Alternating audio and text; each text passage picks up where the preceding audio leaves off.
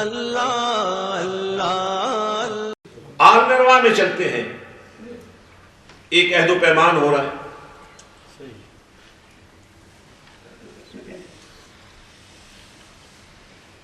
اور دیکھیے عالم ارواح میں 2 مرتبہ یہ آواز گونجتی ہے۔ ایک مرتبہ سب سے کلام ہوتا ہے، اور جب سب سے کلام ہوتا ہے تو یہ ذکر نہیں کیا جاتا یہ کون ہے، ویسے ہی پوچھ لیا جاتا ہے روح سے، کیا میں تمہارا رب نہیں ہوں؟ الستو بربکم، اور روح جواب میں کہتی ہیں قالوا بلی۔ لیکن جب بات نبیوں کی آتی ہے تو یہ ذکر نہیں ہوتا، بلکہ خاص انداز میں ذکر ہوتا ہے۔ اور دیکھیں میں نے پہلے عرض کیا تھا، عالم ارواح روحوں کی دنیا ہے، ارواح کی دنیا ہے، روحیں ہوتی ہیں مگر جسموں میں نہیں ہوتی ہیں، یہ اس کی منشا کے عین مطابق ہے، جیسے چاہا اس نے کر دیا۔ اب جب نبیوں سے خطاب کیا تو پھر ذکر کیا وَإِذَا أَخَذَ اللَّهُ مِيثَاقَ النَّبِيِّينَ، فرمایا روحوں سے نہیں عہد و پیمان ہوا، نبیوں سے عہد و پیمان ہوا۔ یعنی عالم ارواح میں بھی نبیوں کی روحوں سے خطاب کرتے ہوئے اللہ نے ان کو روحیں نہیں کہا، انہیں نبی کہا ہے، جس سے آپ کو اندازہ ہونا چاہیے کہ نبوت روح اور جسم کے رشتے کی محتاج نہیں ہے۔ یہ اللہ کا وہ معیار ہے جس کو سمجھ لیا تو ایمان بن گیا، جس کو نہ سمجھ سکا تو ایمان سے خارج ہو گیا۔ اب اگر یہی بنیاد ہے تو پھر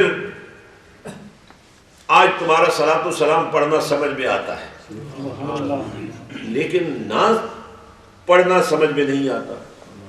کیا نہیں سمجھ پا رہی ہے قوم، کیا سمجھ رہی ہے قوم؟ ویسے بات بعض اوقات کنفیوژن میں بھی چلی جاتی ہے، اور یہ انسان سوچتا ہے، عقل کا مارا وہ انسان سوچتا ہے یار کہاں بریڈ فورڈ، کہاں مدینہ المنورہ، حضور پاک صلی اللہ علیہ وسلم تو اپنی قبر میں آرام فرما رہے ہیں۔ تو جب میرا اور آپ کا نبی معراج کی رات رب کے بلاوے پر حرم کعبہ سے چلا تھا، حرم اقصیٰ میں ٹھہرا تھا، وہ کون تھے جنہوں نے میرے اور آپ کے نبی کا استقبال کیا تھا؟ دیکھیں نا، ظاہر وہ قبروں میں آرام کر رہے تھے نا، اور ان کے آرام کا بھی ذکر موجود ہے کہ کیسے آرام کرتے ہیں۔ میرے اور آپ کے پاک نبی صلی اللہ علیہ وسلم نے فرمایا جب میری سواری حضرت موسیٰ علیہ السلام کی قبر پر سے گزری، اور ساتھ ہی فرمایا کہ وہ ایک سرخ ٹیلے کا نشان ہے وہاں۔ فرمایا میں نے دیکھا حضرت موسیٰ علیہ السلام اپنی قبر میں کھڑے ہو کر لیٹنے کی جگہ بڑی مشکل سے بنتی ہے، جناب موسیٰ علیہ السلام کھڑے ہو کر اپنی قبر میں نماز ادا کر رہے ہیں۔ آج جب صدیوں کے بعد ہم یہ کہتے ہیں بھائی نبی نبی ہوتا ہے،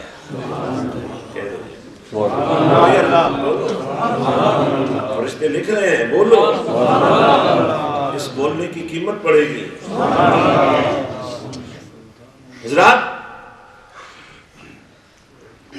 جب ہم کہتے ہیں الصلاۃ والسلام علیک یا رسول اللہ،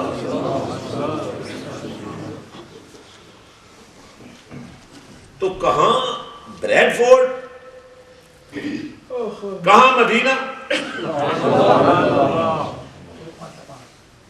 ایک مدینہ تو واقعی سعودیہ میں ہے، اور ایک مدینہ تیرا سینہ بھی بن سکتا ہے۔ سبحان اللہ، سبحان اللہ۔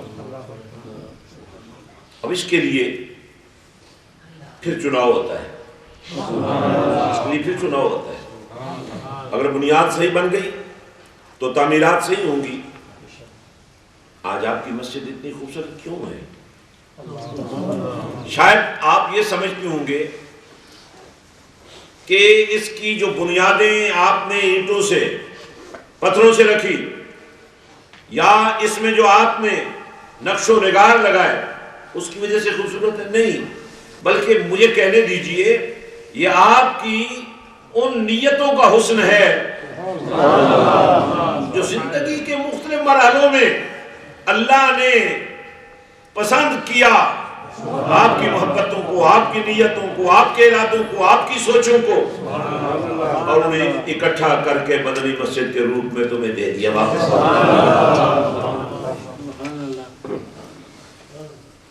ناظرین اور حاضرین، آج ہم فتنہ و فساد کے دور سے گزر رہے ہیں،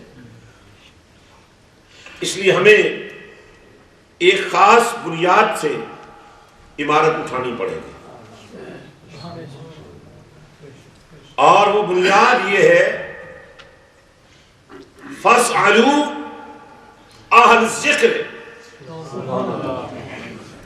إِن كُنتُمْ لَا تَعْلَمُونَ۔ سب سے پہلے تو تمہیں یہ ظاہر ہے آپ کو ٹاک شوز دیکھ دیکھ کر بڑے ماہر ہو گئے ہیں سیاست کے لیے، لیکن کیا فائدہ ہے اس ماہر ہونے کا؟ ساری دنیا کو پتہ ہے کرپشن کیا ہو رہی ہے، کیسی ہو رہی ہے، کون کیسا ہے، کون کیا ہے، سب کو پتہ ہے، لیکن کوئی سچی بات کرنے کے لیے تیار ہی نہیں ہے۔ کوئی جھوٹ کو ظاہر کرنے کے لیے سب کچھ ظاہر ہے، کسی میں اتنی ہمت نہیں، کسی میں اتنی جرت نہیں، آگ لگی ہوئی ہے بجھا نہیں پا رہا۔ اس لیے ایک خاص بنیاد آپ کو تیار کرنی ہوگی، اور یہ وہ بنیاد ہے اگر آپ نے بنا لی تو پھر آپ میں سے بھی اللہ کے فضل کا نور پھوٹنا شروع، یعنی ساری زندگی نمازیں پڑھنے والا شخص، مسجد کو آباد کرنے والا شخص، اللہ کی راہ میں مال خرچ کرنے والا شخص، اس سے تو اب خوشبو آنی چاہیے نا جناب۔ اب جو بوٹی لگائی ہی نہیں ہے وہ پھول کھلیں گے کیسے؟ دیکھیں جو نبی ہوتا ہے نا وہ تو چنا ہوا ہوتا ہے، اور چننے والے نہیں چونکہ بنانا ہوتا ہے، وہ بناتا ہی ایسا ہے کہ وہ چننے کے لائق ہوتا ہے، اور چننے جانے کے بعد تو پھر اور لائق ہو جاتا ہے، جس کو سیٹ مل جاتی ہے، جس کے لیے کوئی سٹیٹس ہوتا ہے۔ بھئی زمانہ ویسے بھی چڑھتے سورج کا پجاری ہے، جنہیں فرعون کی سمجھ نہیں آ رہی تھی، جب جادوگروں کی رسیوں نے سانپ بن کر اپنا روب جمانا چاہا تو جناب موسیٰ کے عصا نے اژدہا بن کر ان کا سارا روب ملیا محت کر دیا۔ تو پلے کچھ ہونا چاہیے، تو ان کے تو پلے بھرے ہوئے ہیں، تو ہم کنگالوں کے پاس کیوں جائیں جب ہمارا نبی اِنَّا أَعْطَيْنَاكَ الْكَوْثَرَ کی شان ہے۔ اب ہم نے اپنی سوچ کو اس بات پر فوکس کرنا ہے، اس بات پر لانا ہے کہ کیوں نہ ہم بھی اللہ کے فضل کا حق حاصل کر لیں۔ تین طرح سے ہو سکتا ہے، یا صدیقین کے گروہ میں شامل ہو جائیں، یا پھر اکو واری سیر کٹا دیں۔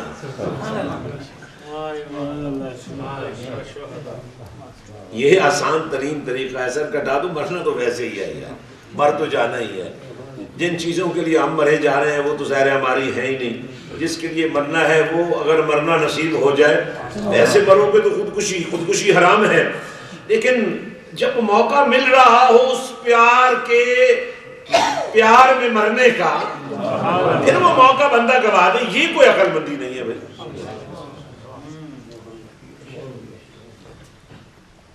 تو یہ بھی کبھی کبھی موقع ملتا ہے شہید ہونے کا بھی، ہر وقت آپ شہید نہیں ہو سکتے، شہید ہونے کے لیے بھی ایک خاص موقع ہوتا ہے،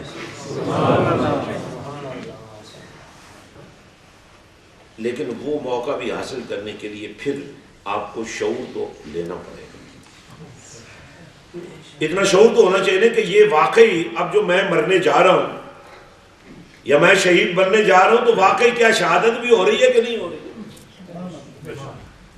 کہتے ہیں کہ وہ ایک خودکش حملہ آور کہیں خود حملہ کرنے گیا تو اتفاق سے اکثر نوجوان بھی ہوتے ہیں، تو نوجوانوں کے جذبات بھی بڑے عجیب و غریب ہوتے ہیں، تو وہ نا اسی دوران حملہ کرنے سے پہلے ہی نا جب اس کو خیال آیا کہ میں بھی ختم ہو جاؤں گا، تو تھوڑی دیر کے لیے نا وہ گر پڑا اور بے ہوش ہو گیا سوچ کر ہی، اور اسی دوران ظاہر ہے انہوں نے اس کو پکڑ لیا اور پھر اس کو لے گئے ہاسپٹل میں رکھا، ہوش میں آیا تو وہاں نرسیں وغیرہ تھیں، اتفاق سے کہ اس وقت 2 نرسیں تھیں، جو ہی اس کی آنکھ کھلی کہتا بھائی میرے ساتھ تو 72 کا وعدہ کیا گیا تھا، یہ تو صرف 2 ہے۔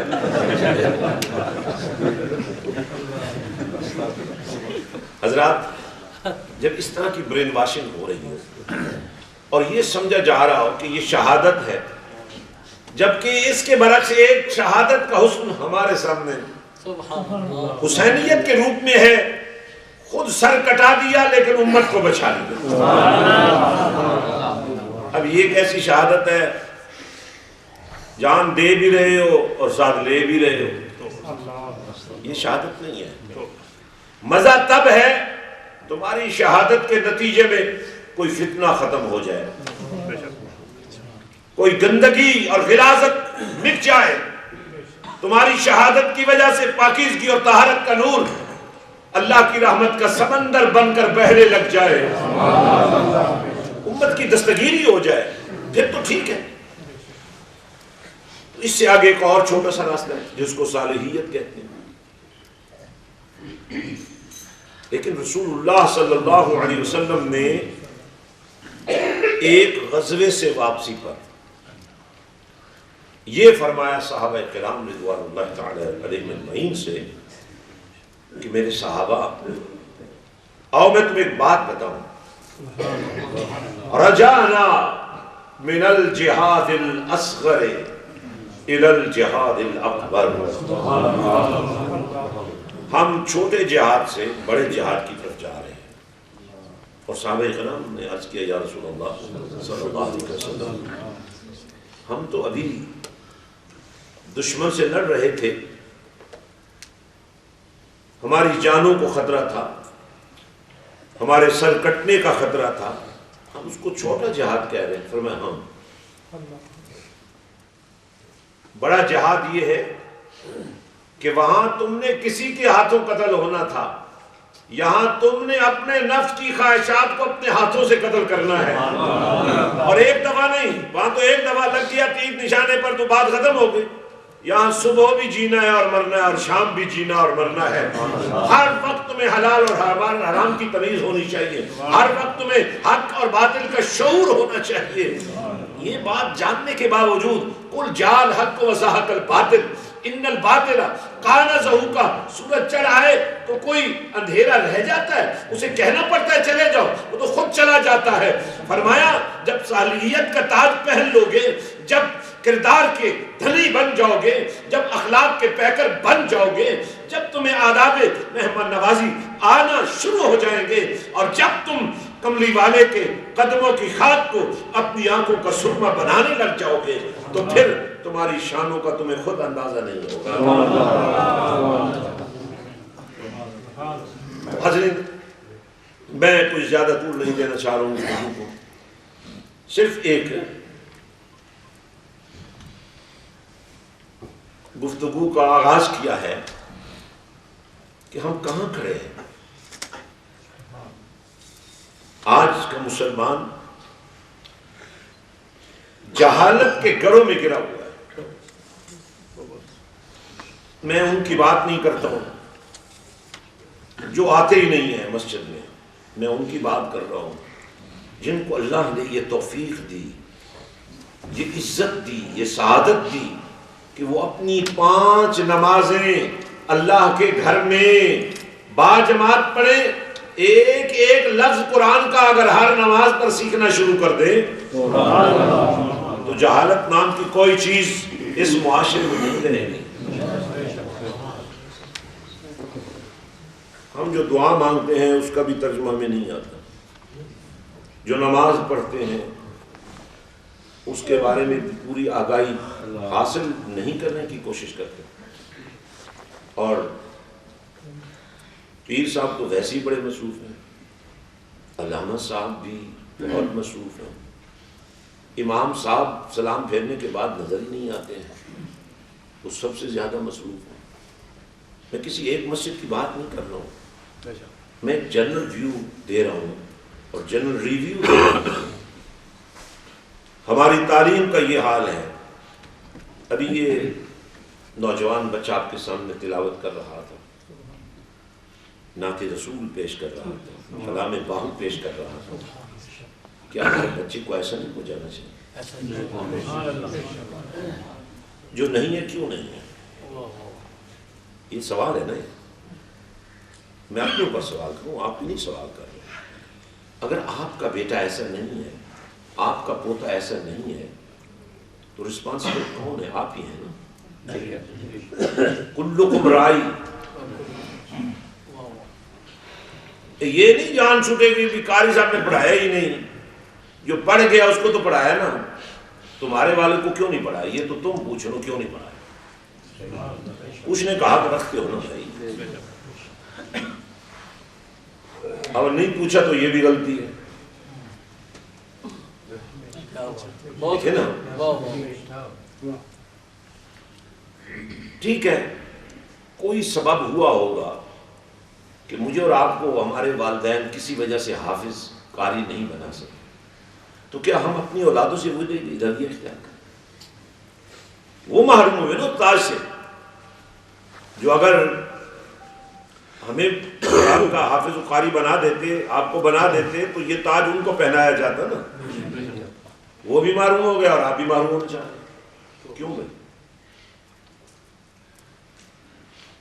اتنی عزت والا تاج کہ آنے والے کو دیکھ کر لوگ پوچھنے پہ مجبور ہو جائیں کوئی نبی اور رسول آ رہے ہیں. آواز ہے نہیں، یہ نبی اور رسول نہیں ہے، یہ ان حفاظ کے والد ہیں جنہوں نے شب و روز محنت کر کے اپنے بچوں کو، بھتیجوں کو، بھانجوں کو، دوتوں کو، پوتوں کو، رشتوں کو، ناتوں کو اس طرح نبھایا کہ منہ تو نہیں چوما لیکن ان کے منہ چومنے کے لائق بنا دیے.